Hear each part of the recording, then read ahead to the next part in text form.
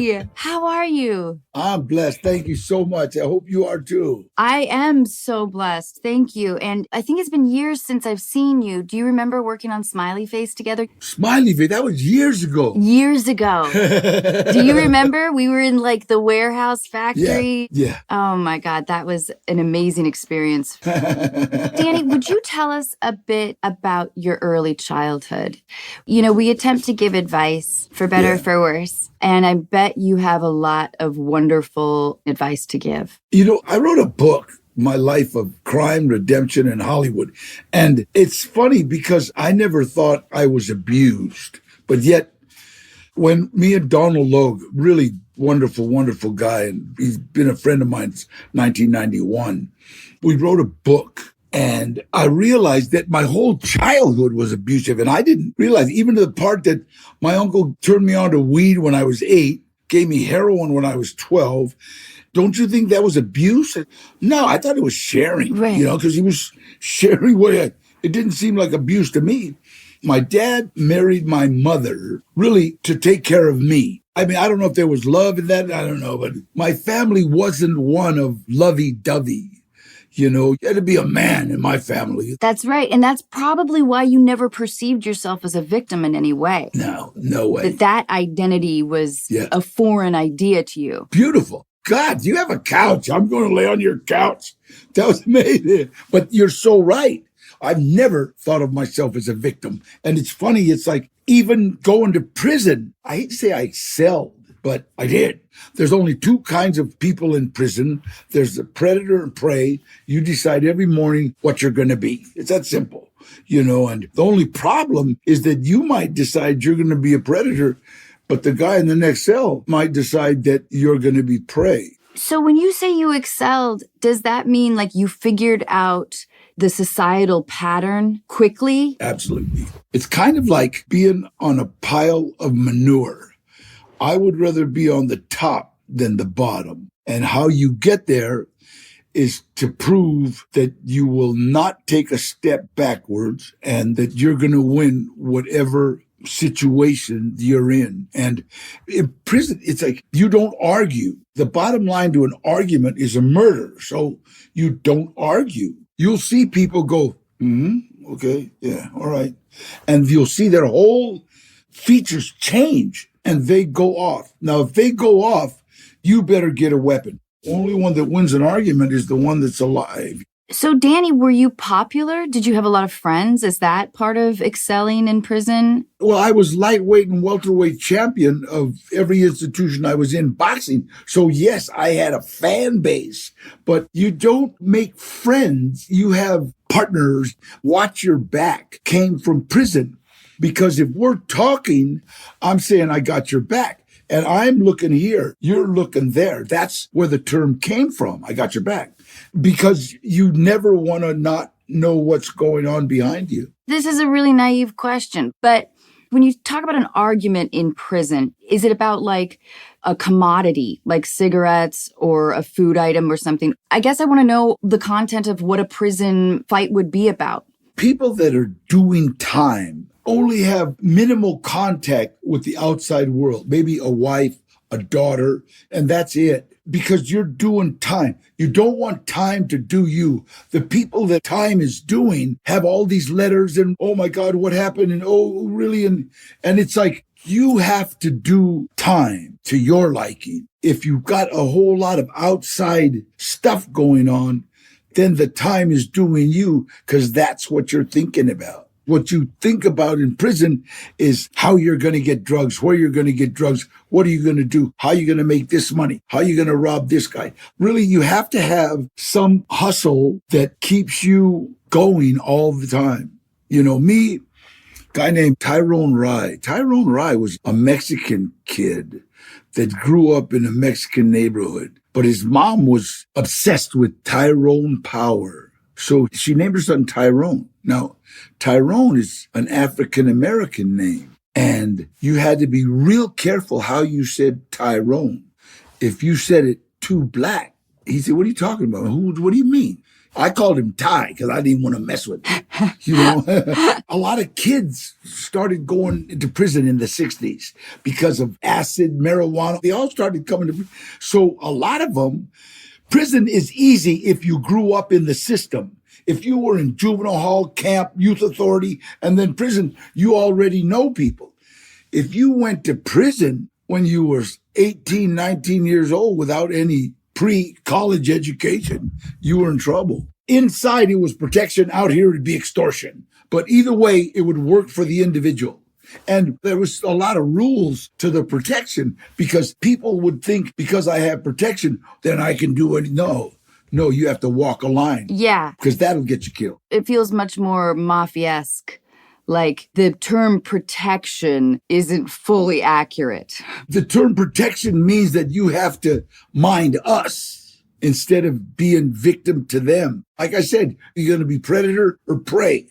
Some of the prey decided, wait a minute, I need protection. I'm fascinated by prison ingenuity, the idea of when humans are really forced to spend a lot of time figuring out a creative idea, like making grilled cheese with iron or toilet wine or whatever. Yeah. Can you tell us about prison innovation? I will tell you, there's a lot of people that don't know Pruno is the prison booze.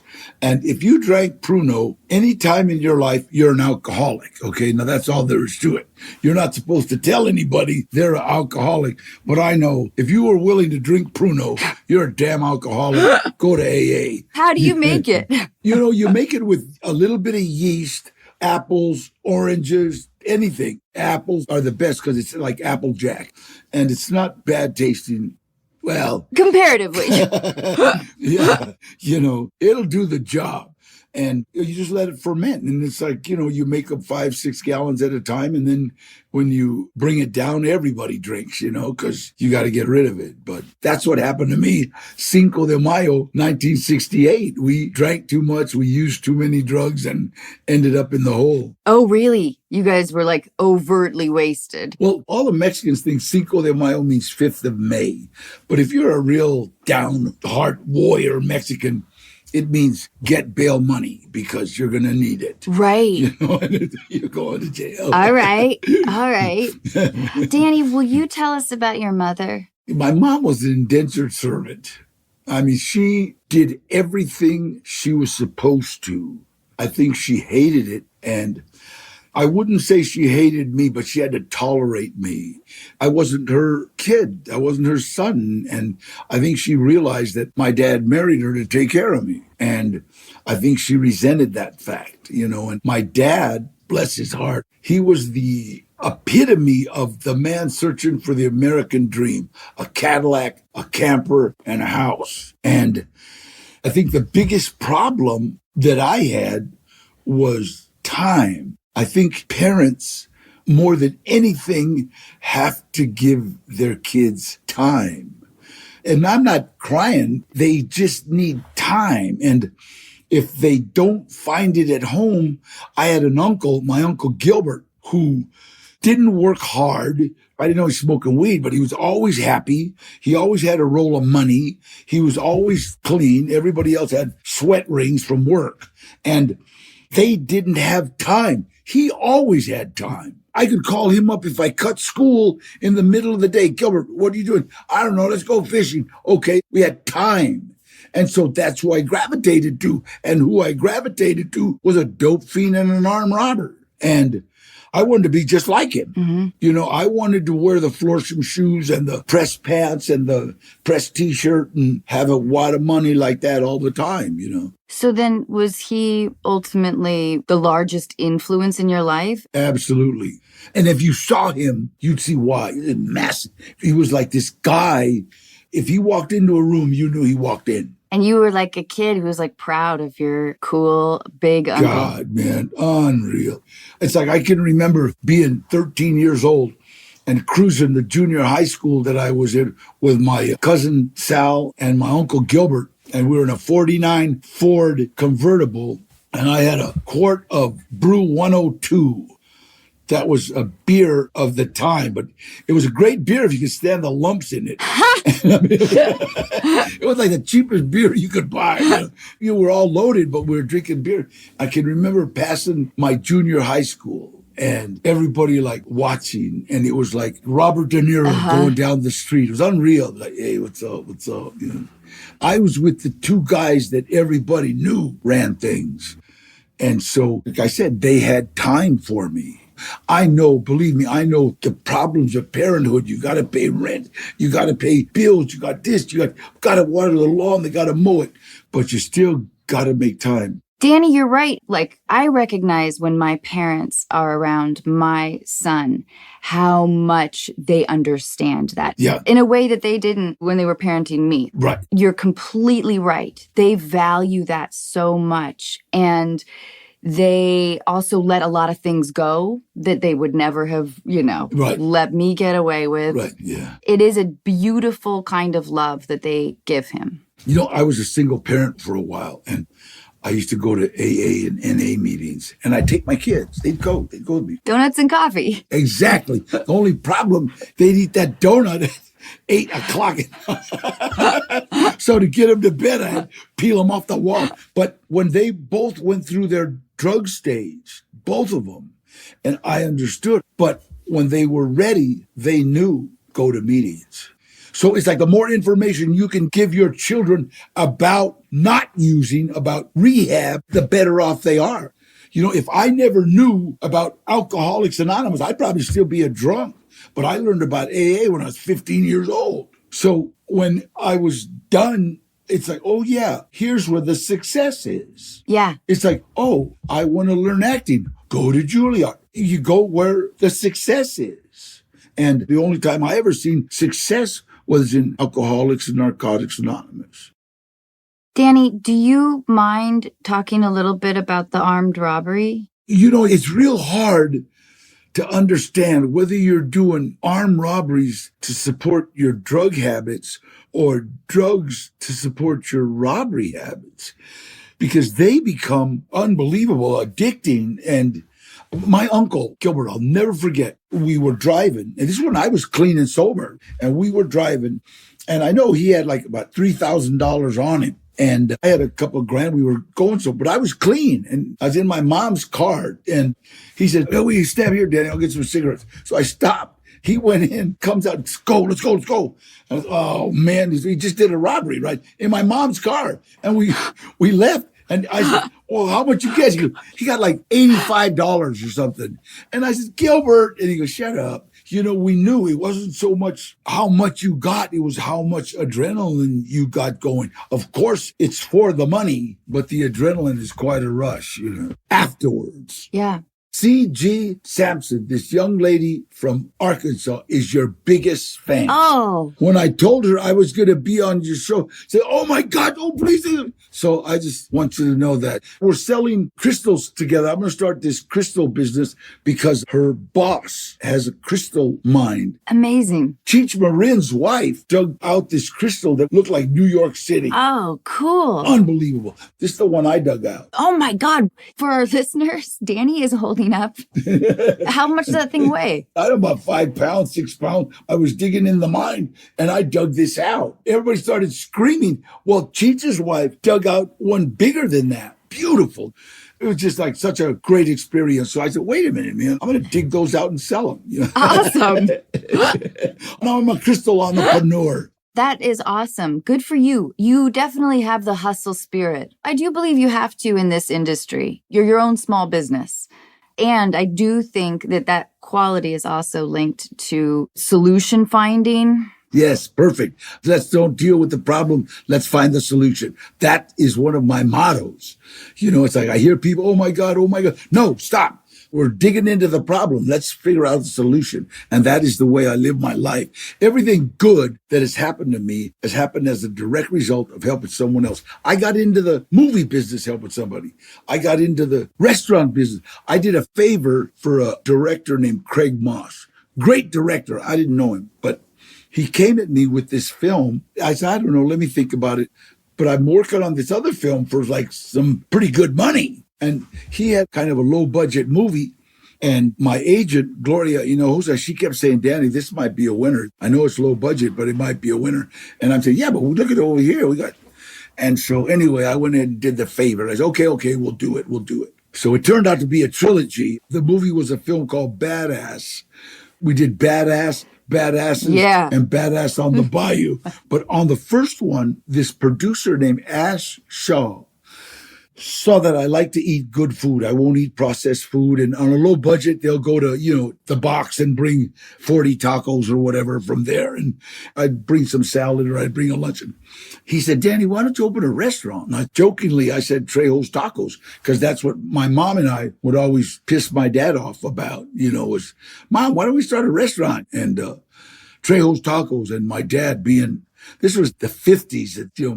It was so bad in my family that if one of the women worked when everybody would get together, because she worked. So like she wore the pay, so they would actually tease you about your wife working.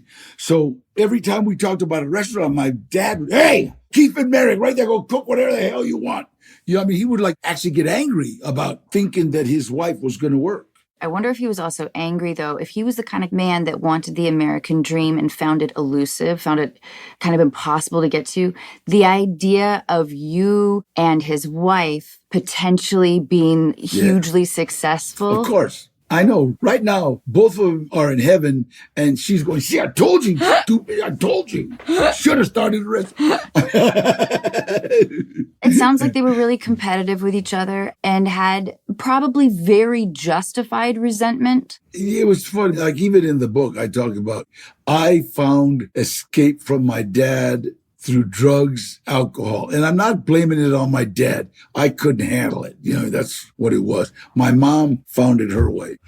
It just broke our whole family apart. But that's my story. That was just what happened. And if I would have been able to, I don't know, find a better role model or whatever, so I have to accept some of that. I can't say, yeah, it's their fault, because it's not. It's like I didn't excel in school because I didn't like school, but I'd always squeeze by. Yeah, you made some lemonade. I'm the only person to ever get an AUU in math. I got an A for my work, and I got a unsatisfactory and everything else. Danny, how old were you when you first felt like you were in love? Oh, God. I married a girl named Laura Ferret, my first wife. Before I went to the pen that time, 1962. Oh, wow. So how old were you then when you first got married? 19, 18. Wow. And did you feel love, or did you feel like this is something I need to do? I think it was something that I needed to do. I know she got thrown out of her house for being with me because her mom and dad were Republicans. And I felt it like my duty, kind of. Right. But I loved her, but it was just, okay, well, let's get married. We got married at my mom and dad's house. And my mom and dad both thought that, well, that's good for him. At that age, you're raising each other in a relationship. Yeah. And that is really hard. So were you a romantic? I think I was at first, but you know what? It's like, God, man, I was from the streets and I never left that. We lived behind a bar on Lancashire. So I was dealing pills out of that bar. So it's not conducive to a marriage. Right. And then she would come home and find, different women in the house and different guys in the house and gun deals going on and stuff. And so it didn't work. I went to prison and she divorced me while I was in prison. Did you have, when you're like 8 or 9, did you have crushes? Fidel Castro. I remember I was going with a girl named Fidel Castro, and we'd hold hands and stuff. It was like kind of cool. Yeah. That's funny. Funny you reminded me of that. Wow. Hope she's listening. I do too. Danny, I read that you saved a 5-year-old. Will you tell us about that? God saved her. I mean, right. I was driving and I seen this lady on her phone and I seen a red light and I started trying to honk to let her know. And she ran this red light and T-boned this SUV and flipped it over. And I just got out and ran to the car. And I hate to admit it, but this lady kept saying, my baby, my baby, my baby. And I did a movie called Storks. And those were my lines in Storks. my baby, my baby, my baby. I was yelling. So for a split second, forgive my ego, but for a split second, I think this lady's saying my lines from Stork. And then I know it's stupid. I know it's not about you. And I look at the back seat and I see this kid, his seat broke loose and he's tipped and he's like, Nana, he's crying. So I couldn't open the back door because the top was crushed. So a big Mexican kid comes over and says, come on, Machete, we can do it. And we ripped open the door and the fireman needed the jaws of life, but we tore open this door. And I went to get him and I seen that he was special needs. And he's looking at me afraid and I couldn't reach the seatbelt. So this little hand from the little girl that was on the other side of the car said, I got it, Danny, I got it. And reached over and unbuckled the seatbelt.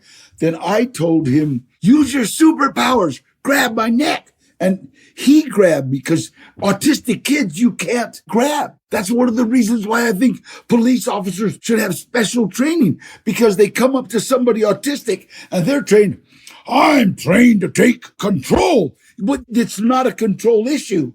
It's okay, be careful, watch out, hold on, come on. So I told him, use your superpower, grab me. And he grabbed my neck. And we came out. He started screaming for his grandma. I saw his grandma was all bloody. So I said, okay, well, we'll go over here, okay? Use yours. And he kept saying superpower. So when the fireman said it was okay, they cleaned her up and went back. And it was so funny because he leans over and goes, superpowers, grandma. Lost it. So I left. I went over to Chubby's Automotive where I always fix my cars.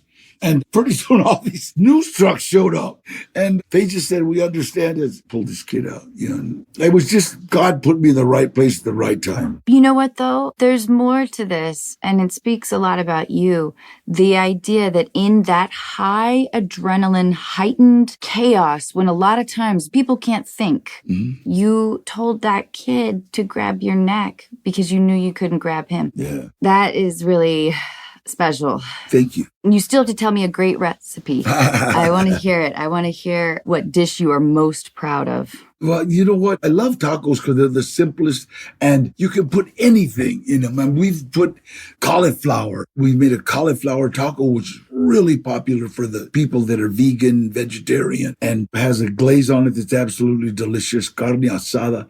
And if you don't like taco, we got bowls in our restaurant that feature whatever it is in a taco. For me, I love the Baja fish taco. I love fish tacos. Oh, I love seafood. what do you put on top of it? Everything. And that's what's good about it. I love guacamole. And we've got the best guacamole in the world. I don't care what anybody says. But like I said, everything good that has happened to me has happened as a direct result of helping someone else. That's how we got into the restaurant business. We did a favor and bam. I was telling you that Ash brought me a business plan on Badass on the Bayous. And it didn't have any killing in the first page. So I gave it to my agent and she kind of said, this is the no-brainer, Danny. Because usually when people come to you, it's only going to cost you $25,000. And they wanted no money up front. This is us together. We'll do this.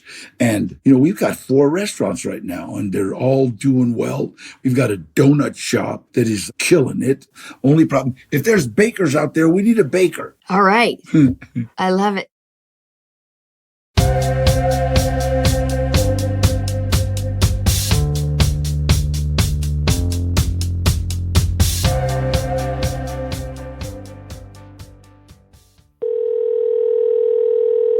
Hi. Hi, Meagan. Hi, nice to meet you both. So great to meet you as well. Will you let us know what's going on? Yeah, so my boyfriend has kind of a big idea for us that he's kind of set on. He really wants us to up and move across the world. Right now we live in Canada. He is originally from Romania, been here about 13 years. I've been in Canada my whole life, and he's just very set on going home. And I'm not quite sold on it as much, as exciting as it seems to maybe move that far.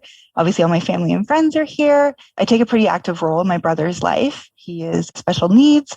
He lives in a group home. And so I'm pretty involved in his life. So the idea of going that far just brings on a lot of guilt. And I feel a little bit selfish. Oh, I have a couple of questions. Sure. Have you been to Romania before? I have. We've been twice before. Okay. Obviously, this idea came about well before everything that happened over the past couple months.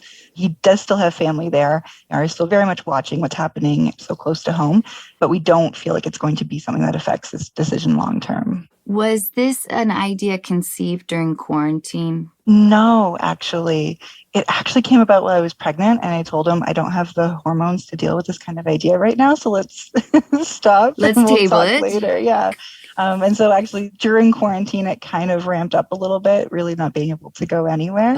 And so now he's really deep into it. Danny, what do you think here? Well, my daughter moved to Ohio from Los Angeles, her and her boyfriend, and she lasted 2 years there. The weather was different. The people, she grew up in Venice, California. So it's kind of like drastic change. And she was daddy idea, like, come on back. I mean, this is crazy, you know what I mean? So I'm glad she got a great job now. She's working back here and she takes care of 2 offices, one here, one in Las Vegas. So her move was good. And how old is your child? He's 2. And you've got a special needs brother. So you have some stuff to keep you here. And I've been in Romania, but with all the things that are happening, I don't think I personally would want to move. And for him to ask you to move while you're pregnant, that's crazy. Because hormones are only thing I asked was, would you like a glass of water? You know hormones are different when you're pregnant. They certainly are. I just think that you both got to really sit down and say, wait, here's the pros, here's the cons. You know, what are we going to do as a couple? Meagan, do you guys fight about it? Like, how much tension is there around this subject? He's very understanding to the reasons I'd like to stay and not go, but it doesn't kind of slow him down. I think he just kind of keeps maybe pushing it a little bit. Be like, okay, well, maybe in a few years she'll be ready, or maybe when our son's a little bit older, she'll be ready. I think that's a great idea. I wonder if you can say, how about in a year, we move for a year? This is just one idea for a compromise. But Meagan, truly the strongest argument is regional uncertainty. So you could say, all right, let's assess this in 6 to 8 months. And I want to really think of this as a year trial. I like that. That's a good idea. Psychologically, I can't look at this as a permanent idea. And then in the meantime, I mean, this is kind of on the lighter, sillier side of things, but he's nostalgic and missing something kind of alone right now. And I wondered if, like, you started making some kind of Romanian food. And we do. We live a very Romanian life here. Oh, you do? Okay. We do. Oh, we already do. Rats. That's not much of a solution then for me.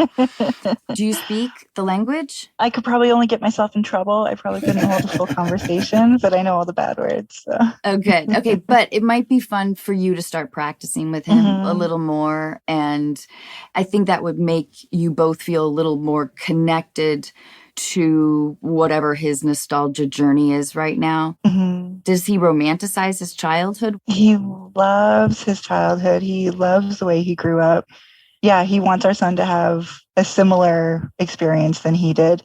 But I also think very much exactly what you said. He romanticizes a lot. He remembers like the social aspect of it and the good things and going out all the time and whatnot. And every time it comes up, I'm like, it's not going to be the same life you had when you were 26 and, you know, you didn't have any responsibilities. So we have a house and a kid and bills, and it's very different. So yeah, I'm just trying to make that clear to him.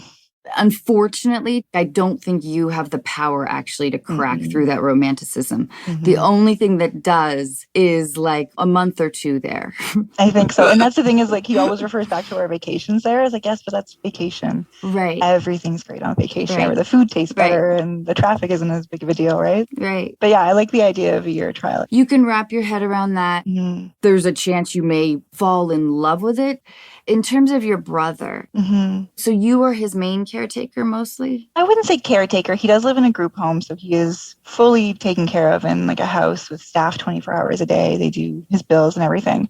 I guess I'm his like closest family member. Our dad is still alive and still active, but it's been a long time accepting it for him.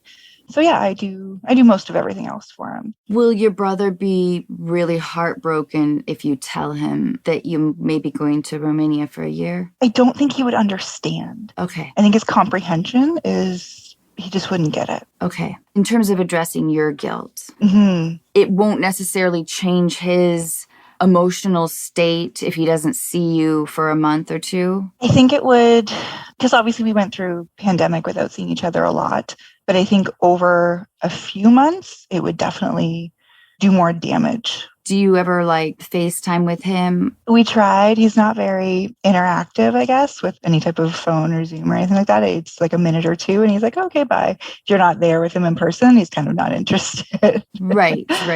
Okay.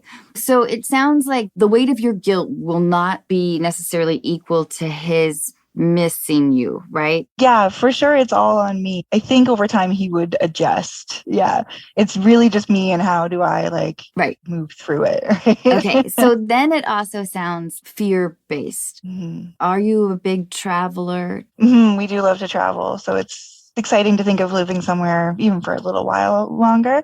And obviously not being able to travel the past couple of years, it's been like, oh, okay, like we would be able to go somewhere and it would allow us to travel a little bit more because obviously North America isn't great for traveling sometimes. Okay, so if you can handle a year and you can make this compromise, and I would, practically speaking, I would just simply revisit the conversation in 6 months, but I do think you should start speaking Romanian with him. You can just say, listen, I am willing to try this for a year, but I really want at the end of the year to be able to assess fairly, because it is important that we're both happy, we both feel secure, we both feel like this is very much a joint decision to stay or to leave. Definitely. And it sounds like he's a really understanding, reasonable person. He is, yeah, he is for sure. It sounds like he would digest this idea and be okay with it. I think he would be. I think it would be something I'd have to leave with him and let him think about for a little while. Okay. But yeah, I think it's a great suggestion. Thank you. I'm kind of excited for you. Me too. I think assuming that it's safe and you can get healthcare for your son or all the practicals. No, he's already a citizen. It's just me we have to worry about. So yeah, that's the thing. I don't know the logistics at all. Yeah. Is it a really complicated process to get you over there? Can you even do a year? Yeah, we would be able to do a year. I wouldn't be able to work. That would be the tough part, but our son would be all set. All right. So a little bit of you is kind of excited. A little bit. Yeah. It's just that guilt that kind of eats away at you. But yes. I think that guilt is something that's probably misplaced anxiety as well. We kind of lump all that shit together. Yeah. And I think that if you made a decision to kind of be a little proactive, to get some guidebooks, it may change your mind frame. Yeah. And you might really get a kick out of it. I hope so too. But yeah, I think it's a great suggestion to start. It's a great starting point. So thank you. Oh, I'm excited for you. And I love it that you have a beautiful family. Thank you so much. Well, thank you so much. I appreciate both of you and your time. Thanks, Meagan. Have a wonderful day. Bye. You too. Bye.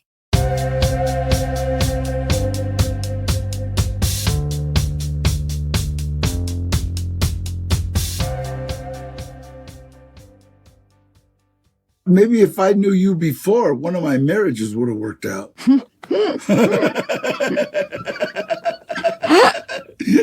Thanks, Danny. That was awesome. Thanks. I was sitting here when you were talking, well, that's what I do. Well, that's what I did. Yeah, it's easy to say all this stuff. It's harder to do any self-examination.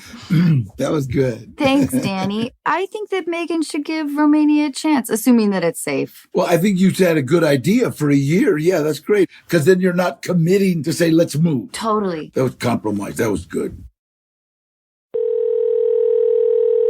Hi, Emily. Hi, Anna. Hi, Danny. Hi, Emily. Thank you so much for writing into us. Will you tell us what's going on? Yeah, so I met my best friend in college. She came from the West Coast to the Midwest. We became super close. We even lived together after college. And she eventually decided she wanted to move back to the West Coast. So at that time, I went to visit her, and I'd met her family many times, but I'd never met her brother. And so it was my first time meeting her brother. And I don't know if you believe in love at first sight, but it was just like immediately, I was infatuated. My trip was only 10 days, but by the end of it, we decided to do long distance. And so I went back to the Midwest. We did long distance for a while. And eventually he moved out to the Midwest to be with me. And it was all really great. And then the pandemic hit and he lost his job. And it was a really hard time. He got very depressed. And I tried to be supportive in our relationship, but he wasn't really accepting my support from me. And so our relationship went really downhill really fast. And we had like a year that was really bad. The end of the relationship was, not any better. It was very representative of how terrible our relationship was for that last year. Oh, God. This is a horrible breakup. Yes, I really want to emphasize that because I need you to understand that piece. And I tell you that it's been really hard to be friends with my best friend since. And there's a few reasons for that. So, of course, there's like she reminds me of him, right? It's his sister. When she talks about her parents, she's talking about his parents. She sounds like him.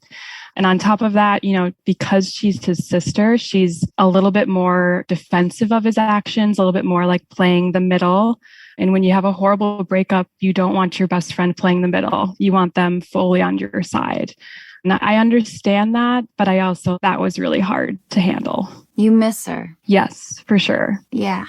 Oh, Emily, this is devastating. I'm really sorry. Yeah. Correct me if I'm wrong, but it sounds like you really fought hard for this relationship to work, that you really, really loved this person deeply. Yes. And he continued to push you away in a gazillion different ways. Yep. Oh, God, truly, like my heart kind of aches for you because it can be so unbelievably deadening to continue to love and want, and the slow infiltration of like, what is wrong with me? Mm-hmm. That this person won't love me back. Right. And I mean, towards the end of our relationship, I was asking for the bare minimum and not getting that. And that was just so heartbreaking. This was like a long battle. Yeah. And I will tell you that the final breakup, he had been on the West Coast visiting his parents.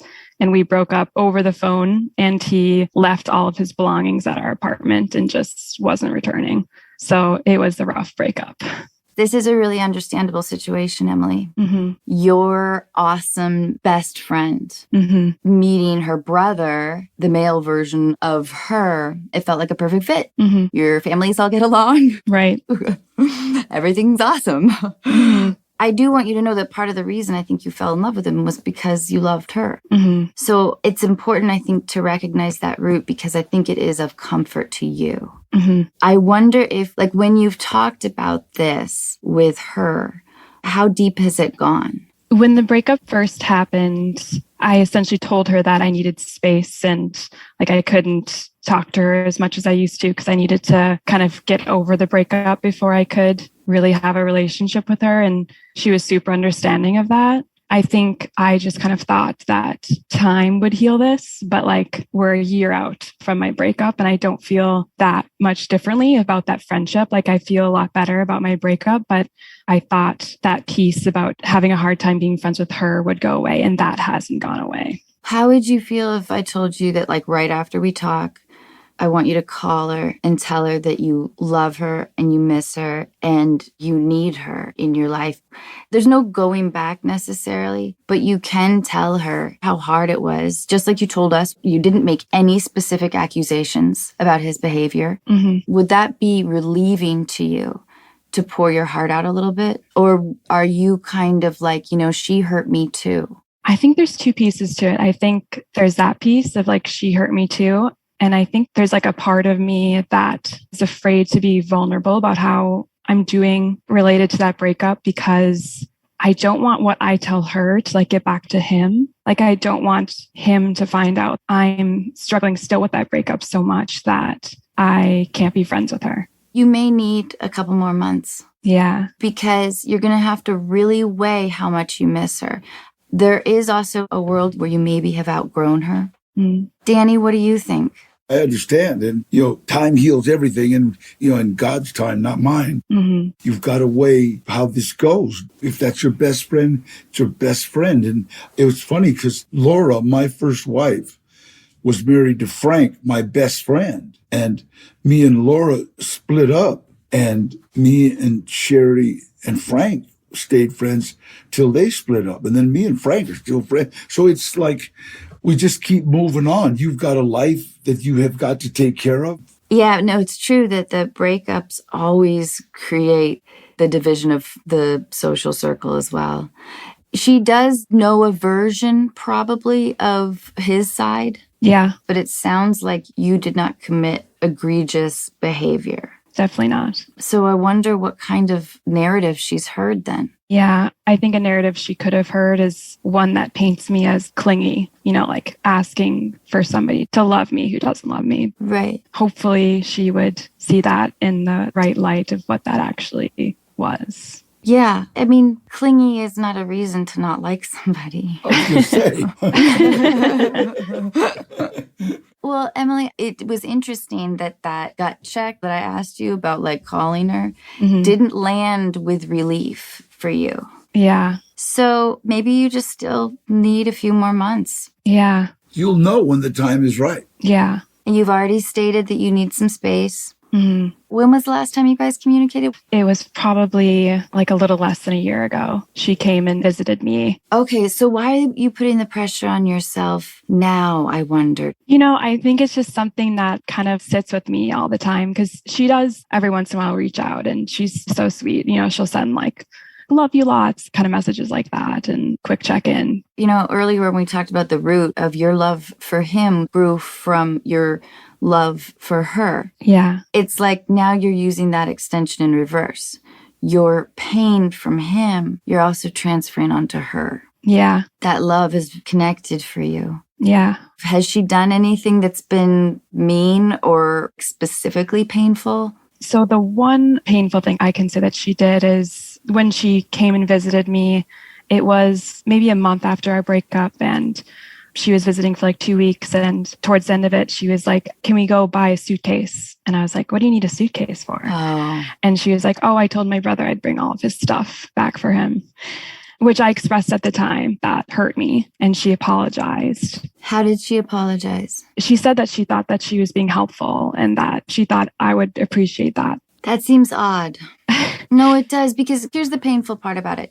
I'm sure she wanted to see you, but it does in that raw time make you think, the only reason she came is to pack up his stuff. Right. And that's why she's here. Although if that were totally the case, she would have brought an empty suitcase. Yes, to begin with. I mean, she did have a lot of remorse when I told her how I felt. Like I could tell she felt bad. Okay. But I was surprised how shocking it was to her that I would feel that way. Gotcha. She could have said, I have to tell you, and this is awful. I love you so much and I'm here to visit you and I love you.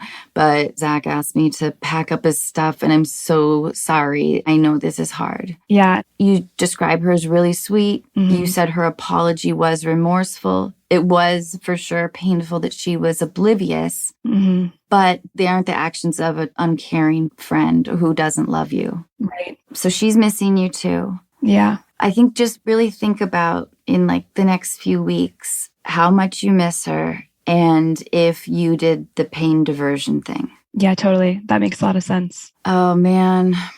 You are a lovely, thoughtful, kind person. Thank you. I had to write in because every friend I've talked to has just responded with, that's the worst situation ever. I have no idea what I would do. So you are my last hope for advice. So I appreciate you. Did I do all right? Yes, you did. You did. I think I have a lot of things to think about. Yeah. Time. It's the worst. Yeah. Danny, Emily's doing time right now. Exactly. Give her some mental advice to get over the pain of a heartbreak. When I sponsor guys that are breaking up, I always talk about no communication. Just leave it alone, let it lie. And the sister, I think, is the best friend. And I think that you gave some great advice. Wait about 3 weeks, see how you feel. Call her and say, hey, I love you. And this has been really hard for me. So don't let me put my pain from him on you. Yeah. You be okay. You'll be all right. Yeah. Yeah. It's awful, but time is the only thing. Mm-hmm. Time and distraction. Mm-hmm. I would force yourself to be more social. Okay. I really want you to like go out once or twice a week. Set a goal for yourself. Okay. I did fully change careers, and so I have been very busy with that. Oh, good. And congratulations. Are you happy? Yes, I'm very happy. Amazing. Emily, thank you so much. Yeah, thanks for having me. Bye. Bye. Bye-bye. Wow. I am impressed. I'm just totally impressed. I have been listening like Thanks. unbelievable. It's like I wish I had that patience. Yeah. I got to say this. I've done a lot of podcasts. This is the best I've ever done. It's just been amazing. Danny, thank you so much. That means a lot. Danny, I just admire you so much, and I'm really grateful for you. I admire you. Thanks so much, Danny. God bless you. Thanks, Danny.